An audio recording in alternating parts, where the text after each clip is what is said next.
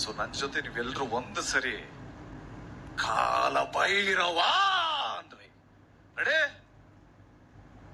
ಕಾಲ Bhairava. S. So ನಾನು in fact Sudeep sir ಬಗ್ಗೆ ಏನು ಮಾತಾಡಲ್ಲ, ಯಾಕೆಂದ್ರೆ ರಿಲೀಸ್ ಆದ್ಮೇಲೆ ಮಾತಾಡೋಣ. ನಾವು ಏನು ಸ್ಕ್ರೀನ್ ಶೇರ್ ಮಾಡಿದೀವಿ ಅದನ್ನೆಲ್ಲ ನೀವು ನೋಡಾದ್ಮೇಲೆ ಮಾತಾಡೋದು ಜಾಸ್ತಿ ಇರುತ್ತೆ. ಆದ್ರೆ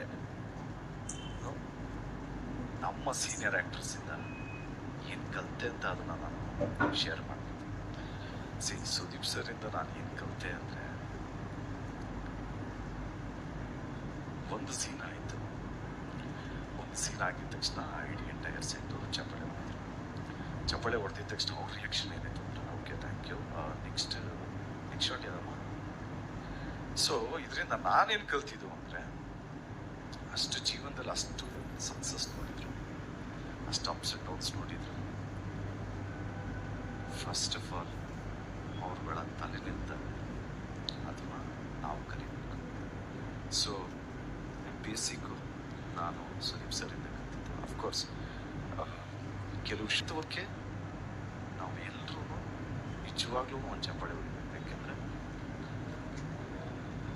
I am only hardly 6 movies old.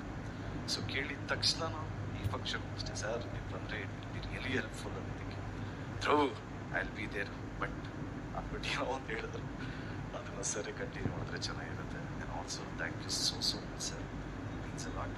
And April 30ನೇ ತಾರೀಕು ವಾಚ್